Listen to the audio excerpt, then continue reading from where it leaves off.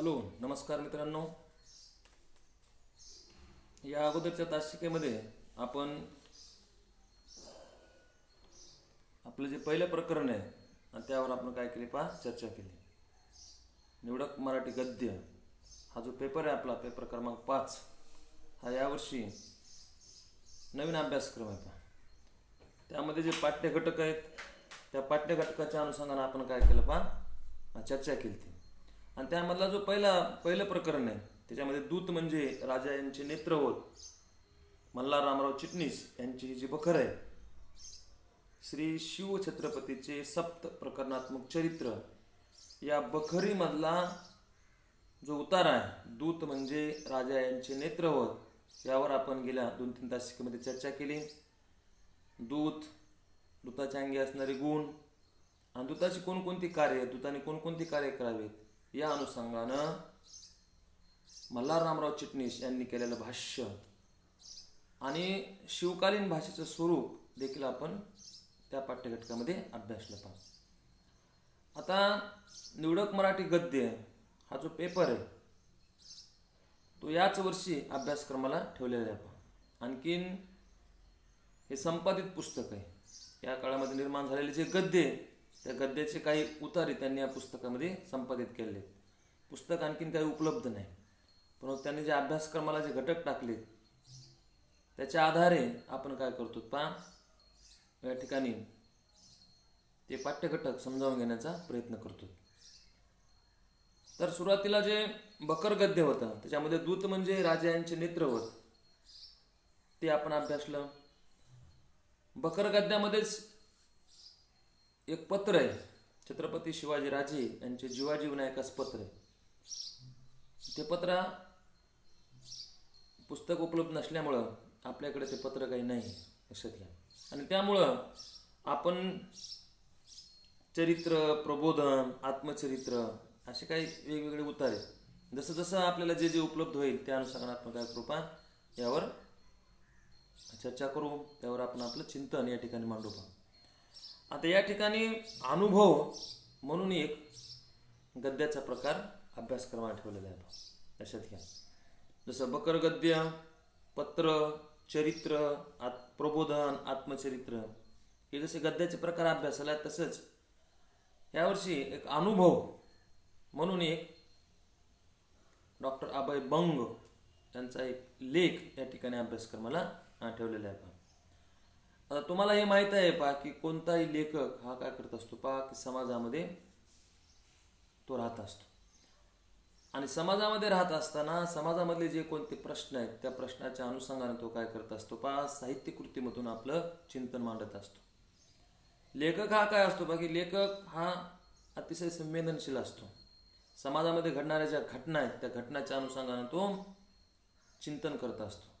सामान्य माणसामध्ये आणि लेखकात काय फरक आहे तर सामान्य माणूस घडलेल्या घटनेवर क्षणिक चिंतन करतो, फारसं चिंतन वगैरे करत नाही. परंतु लेखक हा अशी घटना घडल्यानंतर तो बेचैन होतो. समाजामध्ये एखादी जर वाईट घटना घडली किंवा समाजामधल्या ज्या कोणत्या घटना असतील की ज्या घटनेमुळे माणसाचं आरोग्य या ठिकाणी धोक्यामध्ये येत आहे, जी घटना माणसाच्या हिताच्या विरोधात आहे, अशा घटनेचा अनुषंगाने तो संवेदनशील मनाचा असल्यामुळे त्यावर तो चिंतन करतो. आणि त्या चिंतनामधूनच तो काय करतो एक नवीन कलाकृतीचा काय होत असतो जन्म होत असतो.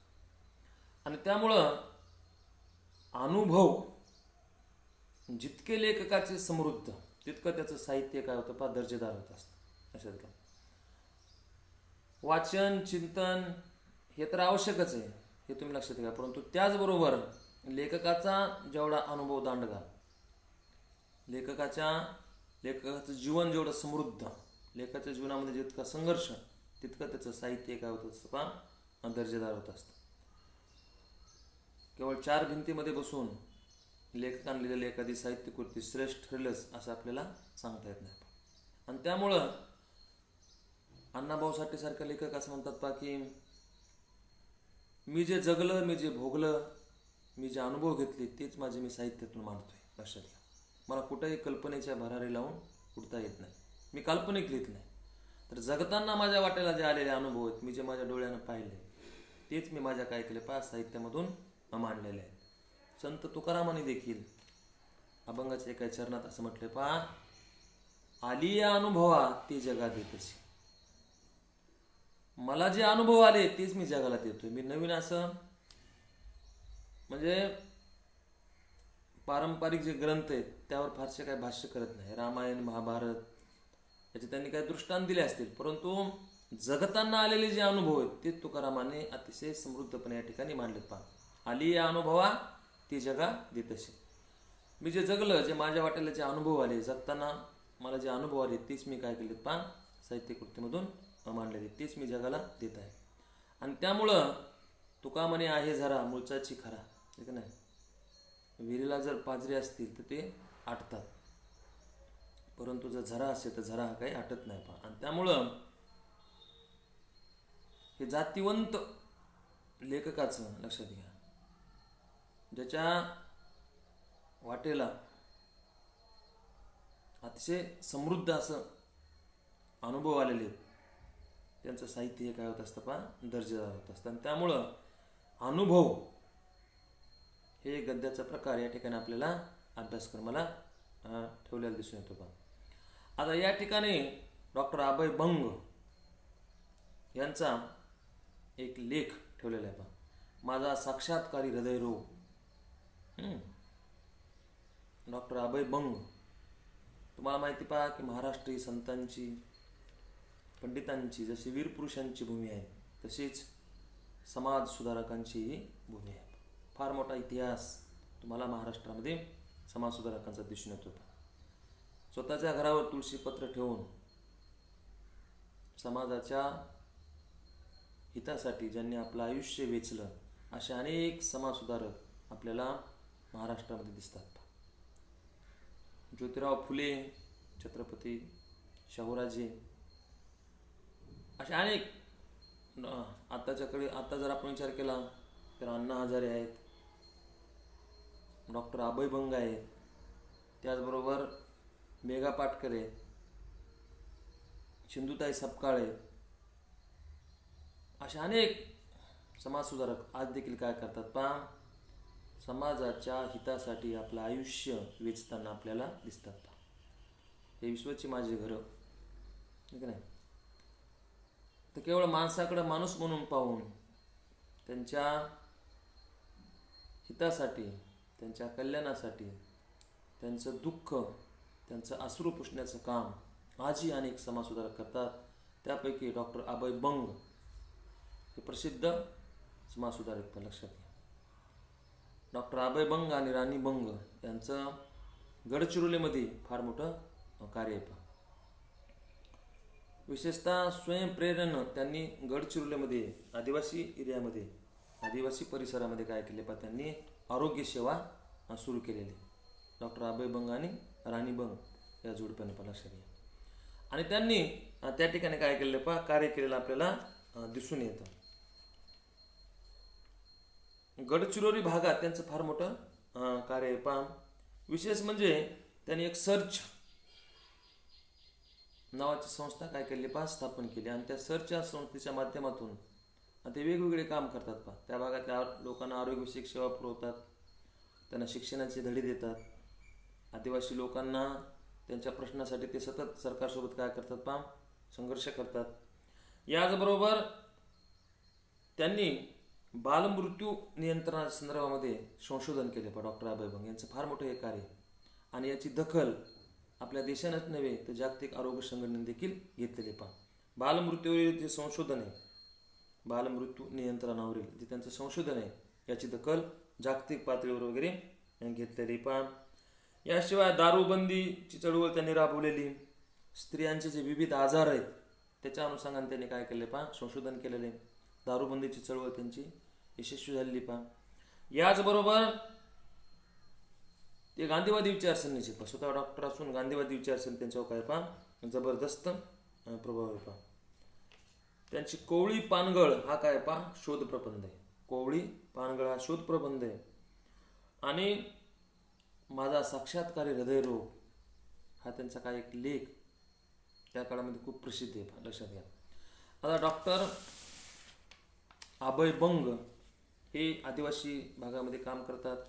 त्या ठिकाणी त्यांनी स्वयंप्रेरणेने त्या ठिकाणच्या आदिवासी लोकांना आरोग्य सेवा पुरवलेल्या आहेत.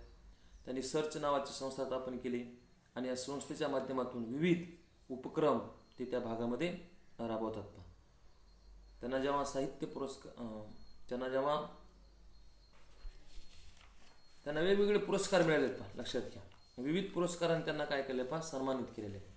पद्मश्री पुरस्काराने त्यांना जेव्हा सन्मानित केलं तेव्हा त्यांची लोकमतनं मुलाखत ठेवली होती. आणि त्यावेळेस असं म्हणाले होते ते की गडचिरोली ही माझी प्रयोगशाळा आहे आणि पूर्ण भारत देश ही माझी काय कर्मशाळा आहे किंवा कर्मभूमी. आणि त्यामुळं गडचिरोलीमध्ये राबवलेले जे मी प्रयोग आहेत ते संपूर्णपणे काय केले जातात की देशामध्ये वगैरे त्याचा उपयोग केला जातो.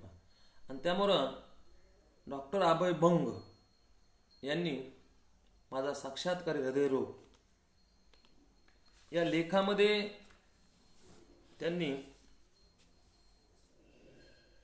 त्यांना 18 एप्रिल 95 मध्ये एक दिवस अचानक त्यांच्या छातीमध्ये दुखत असताना त्यांना दवाखान्यामध्ये काय केलं दाखवण्यात आलेले. आणि त्यावेळेस त्यांना हृदयरोगाचा आजार असल्याचं काय झालं निदान झालं.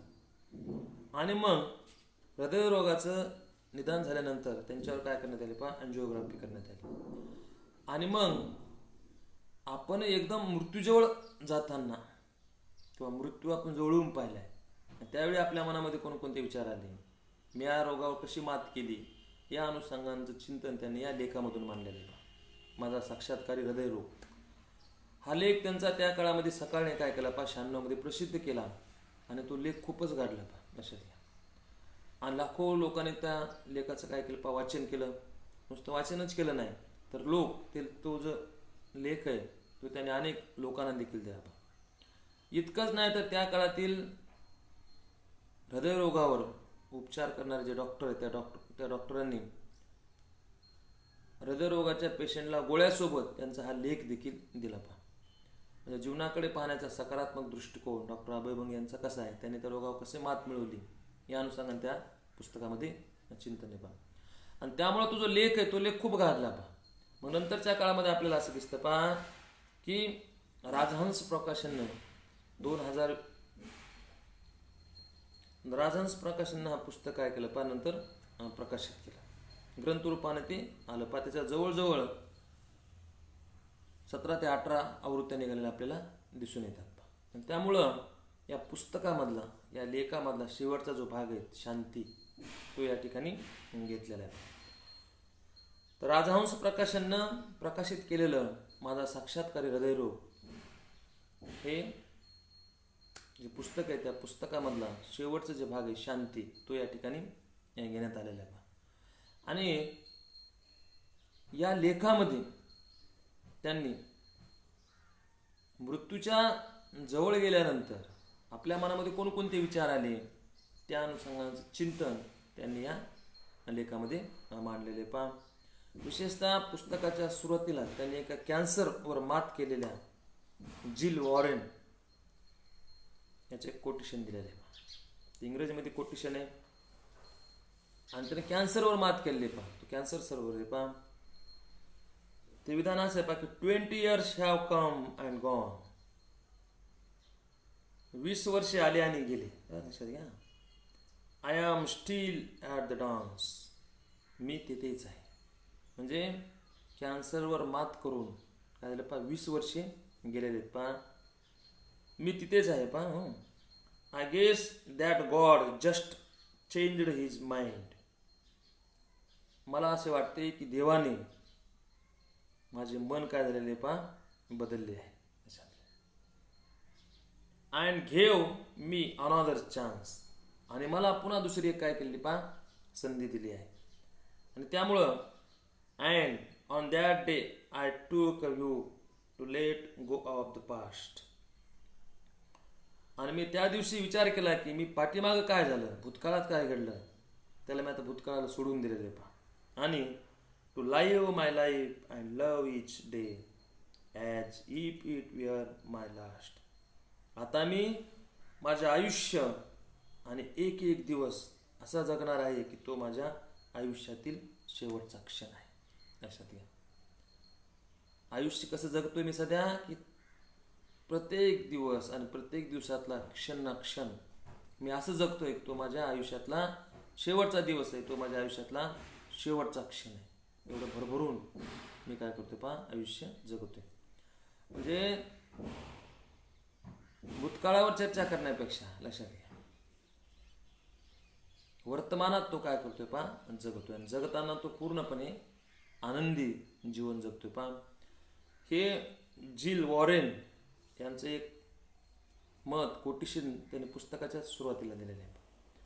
आणि माझा साक्षात्कारी हृदयरोग या पुस्तकामध्ये त्यांना 18 एप्रिल 1995 मध्ये त्याच्या छातीत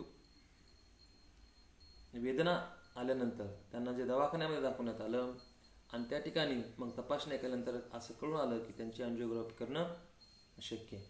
आणि त्यावेळेस अँजिओग्राफी करावीच लागेल आहे का नाही. त्यावेळेस मग त्यांना हृदयरोग आहे, BP आहे हे निदान झालं पहा. आणि त्यामुळं हे कळाल्यानंतर त्यांना जी मृत्यूची भीती वाटली. लक्षात घ्या, कशाची भीती वाटली? मृत्यूची भीती. आता मृत्यूची भीती कशामुळे वाटते पहा, की मृत्यूमुळे जीवन गमावण्याची भीती माणसाला वाटत असते. लक्षात. मृत्यूच्या अनुषंगानं डॉक्टर अभय बंग यांनी या लेखामध्ये काय केले पहा, चिंतन केले पहा. म्हणजे मृत्यूमुळे जीवन गमावण्याची काय झाली त्यांना भीती वाटली. त्यांनी मग त्या ठिकाणी चिंतन सुरू केलं. हृदयविकार जो आहे तो खरंच अचानक झाला का, की वर्षानुवर्ष तो रोजच होत होता, फक्त मला तो एक दिवस अचानक जाणवला. मृत्यूच्या जवळून दर्शनाने माझ्या मनावर काय परिणाम झाला. या पुस्तकात त्यांनी काय कोणत्या अनुषंगाने चिंतन मांडलेले पहा, तर हृदयविकार खरंच अचानक झाला का, की तो दररोज होत होता, तो एक दिवशी मला अचानक जाणवला का, किंवा मृत्यूच्या जवळून दर्शनाने माझ्या मनावर काय परिणाम झाला, माझ्या हृदयरोगाचं कारण मला सापडलं, हृदयरोगातून बाहेर येण्यासाठी मी काय केले, मी हृदयरोगाचा उपचार करण्याऐवजी हृदयरोगानेच माझ्या उपचारावर कसा मात केला, या अनुषंगानं चिंतन त्यांनी या पुस्तकामध्ये मांडलेले पहा. तर ही कहाणी 1996 त्यांनी साप्ताहिक सकाळमध्ये सुरुवातीला छापली पहा. लाखो लोकांनी तिचं काय केलं पहा, वाचन केलं. अनेकांनी ते लेख इतरांना दिला पहा. विशेष म्हणजे त्या काळातला उत्कृष्ट लेखाचा पुरस्कार देखील त्यांना मिळाला पहा. ललित कृतीचा स्वर्गीय आनंद कानेकर पुरस्कार त्या लेखाला मिळाला पहा. आणि मग त्या लेखामधला एक शेवटचा भाग या ठिकाणी आपल्याला अभ्यासक्रमाला वगैरे ठेवलेला आहे पहा. शेवटचा उतार आहे. त्याने मृत्यूच्या अनुषंगाने केलेलं जे चिंतन आहे ते चिंतन त्यांनी या ठिकाणी मांडलेलं आहे. माणसाला सगळ्यात जास्त भीती कशाची वाटते पहा, मृत्यूची. मृत्यू हा अटळ आहे, लक्षात घ्या. असा असूनही मनुष्य काय करतो पहा, मृत्यूची भीती कशामुळे वाटते, तर आपल्याला आपलं जीवन गमावणे, मृत्यूमुळे आपलं जीवन संपणार आहे ही भीती आपल्या मनामध्ये निर्माण होते पहा. डॉक्टर अभय बंग यांच्या मनात पण तसेच त्या काळामध्ये काय झाले पहा, विचार आले. आणि मग हे विचार करत असतानाच काय झालं पहा, नंतर त्याने मृत्यूच्या अनुषंगाने काय केलेलं पहा, चिंतन मांडलेलं आहे. त्याने गांधीजीचं विधान दिलेलं आहे की मनुष्य एवढं मृत्यूला का भीतो. गांधीजीने असं म्हटलंय पहा की मनुष्य अभय मनुष्याच्या मनात केव्हा निर्माण होईल, तर त्यानं जेव्हा या देहावरील ममता, या देहावरील प्रेम कमी केल्यावर काय होईल पहा, त्याला मृत्यूचे भय वाटणार नाही. मनुष्य अभय होईल. परंतु मनुष्य हा स्वतःच्या देहावर प्रचंड असं प्रेम करत असतो पण त्यामुळे तो सतत त्याला मृत्यूच्या भीती वाटत असते. आणि त्यामुळं ह्या ज्या भोगेच्छा आहेत त्या जर आपोआप कमी केल्या तर आपलं शरीर आपोआप काय होतं पहा, दुर्बल बनायला लागतं. पण आपल्या जर भोगेच्छा जास्त तीव्र राहिल्या तर आपण पुन्हा मग शरीरावर प्रेम करतो, त्यामध्ये गुंतत जातो पहा. आणि त्यामुळं शरीरावरलं प्रेम किंवा देहावर जो आपण प्रेम करतो ते आपण जर कमी केलं, देहावरली ममता जर कमी केली तर आपण अभय होऊ, असं गांधीजीने जे मत मांडले ते मत डॉक्टर अभय बंग यांनी या ठिकाणी मांडलेले पहा. आपण जर त्यांनी काही नियतकालिकेमध्ये काही संदर्भ दिलेत पहा, की काही ठिकाणी काही नियतकालिकामधून काही मुलाखती घेतल्या जातात लोकांच्या, की तुम्हाला मरण कसं वाटतं. तर अनेक जण असे उत्तर देतात पहा, की मला झोपेत मरण यावं वाटतं, अचानक अटॅक यावा आणि माझं निधन व्हावं. अशी माणसाला अनेकांनी तशी उत्तर दिलेत, मृत्यूची भीती वाटते. पण काही त्याला अपवाद बी आहेत काही जण, किंवा मला मरण असं यावं की मी मरण माझ्या उघड्या डोळ्यानं पाहिले पाहिजे, मी त्याचा आनंद घेतला पाहिजे, असं म्हणणारे देखील काही आहेत. परंतु बहुतांश लोकांचं असं मत आहे पहा, की अटॅक येऊन मरण यावं, झोपेत असतानाच मृत्यू यावा. आणि त्यामुळं मृत्यूची एवढी भीती माणसाला का वाटते, या अनुषंगानं अभयभंगाने काय केले पहा, या लेखामध्ये या चिंतन मांडलेले. त्यांनी संत एकनाथाचं देखील उदाहरण दिलेले पहा, की संत एकनाथाकडे एक सामान्य माणूस जातो आणि तो असं म्हणतो की संत एकनाथांना, महाराज आम्ही संसारिक माणसं, आम्ही एवढं पाप करतो आणि आम्हाला सारखी भीती वाटते, तुम्हाला भीती कशी काय वाटत नाही, असा तो प्रश्न नाथांना विचारतो एकनाथांना. आणि मग एकनाथ त्याला असं म्हणतात पहा, की ते सगळं ठीक आहे, परंतु मला असं जाणवलं की 7 दिवसांनी तुझा मृत्यू हा ठरलेला आहे पहा. 7व्या इथून आजपासून 7व्या दिवशी तुला काय होणार आहे पहा, मरण येणार आहे. हे नुसतं एक संत एकनाथ त्या माणसाला सांगतात, सामान्य माणसं. आणि मग तो जो मनुष्य आहे पहा, 7 दिवसानं आपलं मरण ठरलेलं आहे, तो संत हे त्याला कळतं पहा. आणि त्यामुळे मग तो काय करतो पहा, की घरी जाऊन सर्व जे काय काम करायचं तो काम करून घेतोय. ज्या लोकांना त्याने शिव्या दिल्या असतील त्यांची तो माफी मागतोय. इतकंच नाही तर तो दान धर्म करतोय, सगळ्यांशी चांगलं बोलतोय. आणि असं करून 7वा दिवस करतो पहा, उजळतोय. आणि 7व्या दिवशी मग संत एकनाथ त्याला भेटतात. संत एकनाथ त्याला भेटल्यानंतर तो असं म्हणतो की मी आज मृत्यूची वाट पाहत आहे. आणि त्यावेळेस त्याला संत एकनाथ सांगतात पहा, की तुझा मृत्यू वगैरे आज नाही, पण एक लक्षात ठेव की आम्ही संत सतत मृत्यू नजरेसमोर ठेवून काय करत असतो पहा, वावरत असतो. आणि त्यामुळं मग आमच्या मनामध्ये, आमच्या नजरेसमोर आमचा मृत्यू असल्यामुळं आमच्या मनामध्ये तसे वाईट विचार येत नाही अशा, आणि आम्ही वाईट कृत्य करत नाहीत. त्यामुळे डॉक्टर अभयभंग असं म्हणतात पहा, की प्रत्येक माणसाच्या जीवनामध्ये हा मृत्यूचा क्षण आलाच पाहिजे. लक्षात घ्या, त्यानं मृत्यू आपला जवळून पाहिलाच पाहिजे. आणि त्याला जर मृत्यू जवळून पाहिला तर निश्चितच त्याच्या वागण्यामध्ये काय होईल पहा, बदल होईल, त्याच्यामध्ये निश्चितच बदल होईल, असं त्यांनी मत या ठिकाणी व्यक्त केलेले पहा. म्हणजे डॉक्टर अभयभंग यांना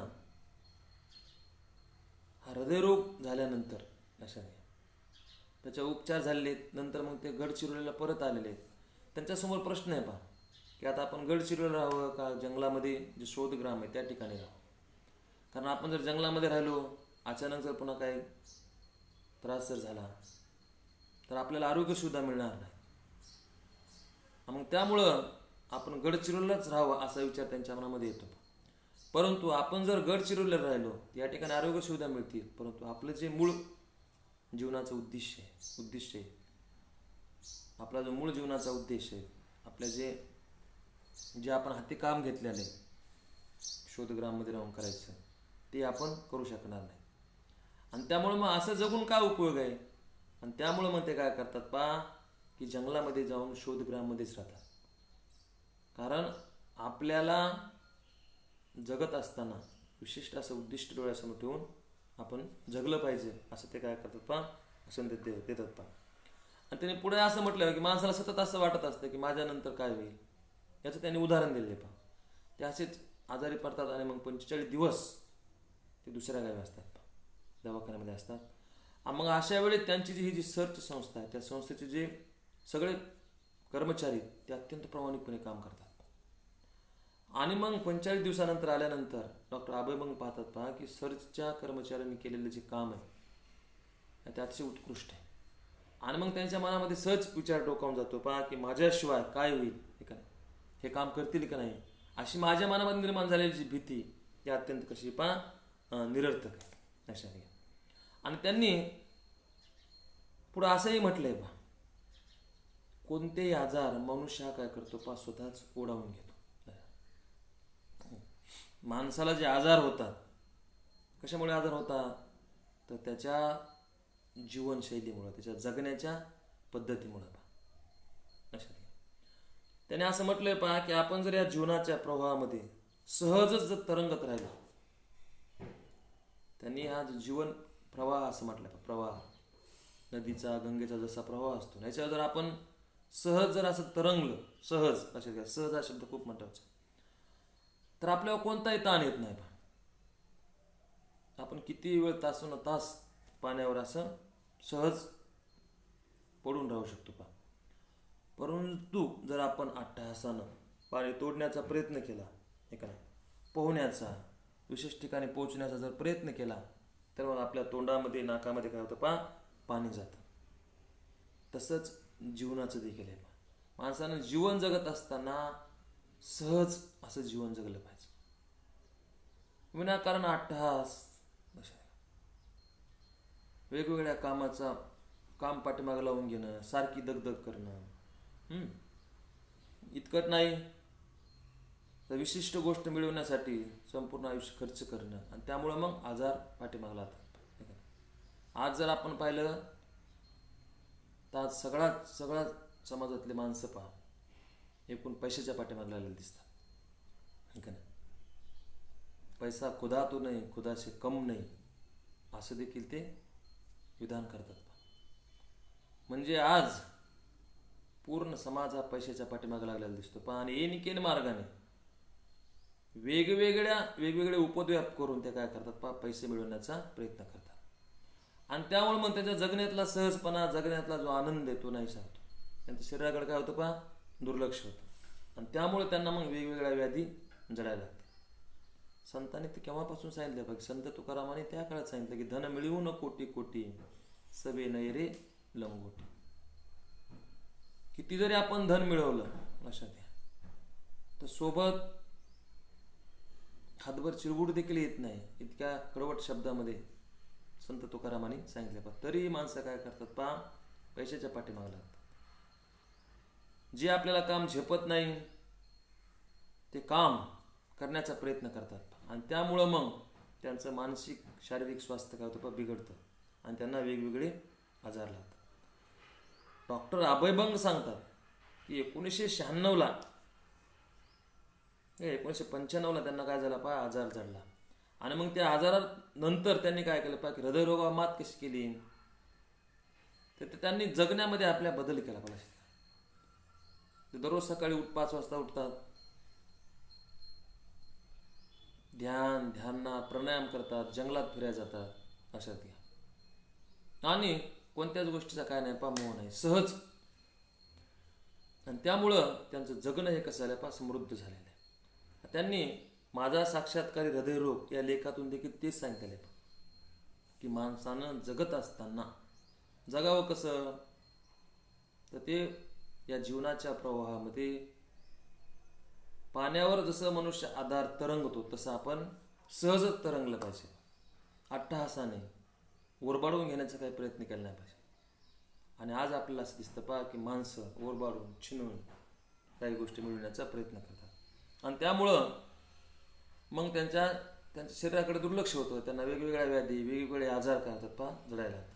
आणि डॉक्टर अभयभंग देखील ते सांगतात की हृदयरोग झाल्यानंतर, त्याचं निदान झाल्यानंतर, ऑपरेशन केल्यानंतर मी त्या रोगावर कशी मात केली, तर मी त्या रोगावर सकारात्मक दृष्टिकोनाने ते पुढं आयुष्य जगतात. लक्षात घ्या, कोणत्याच गोष्टीचा मोह त्यांना नाही लक्षात. फारशी धावपळ नाही, फारसे ताणतणाव नाही, निरागस निरामय असं त्यांनी आयुष्य जगणं कसं आवश्यक आहे हे त्यांनी सांगितलेलं आहे. त्याचबरोबर व्यायाम, प्राणायाम याचं देखील महत्त्व त्यांनी आयुष्यात केले. तर जीवनाकडे पाहण्याचा जो दृष्टिकोन आहे तो कसा सकारात्मक असावा, जीवन जगत असताना वेगवेगळ्या वाम मार्गाचा अवलंब न करता सहजतेने कसं जीवन जगावं हे त्यांनी या माझा साक्षात्कार हृदयरोग या लेखातून सांगितलंय. तो जो लेख आहे पहा, तो पूर्णच लेख आपण या अगोदरच्या तासिकेमध्ये PDF स्वरूपामध्ये आपण आपल्या ग्रुपला टाकला होता. लक्षात घ्या, आपला जो ग्रुप आहे BA द्वितीय वर्षाचा, त्याच्यावर तो लेख टाकलेला आहे, तो तुम्ही पूर्णपणे वाचून घ्या. हम्म? आणि त्यावर आपण उद्याच्याला काय करू पा चर्चा करू, आपलं चिंतन त्या ठिकाणी मांडू पा. धन्यवाद.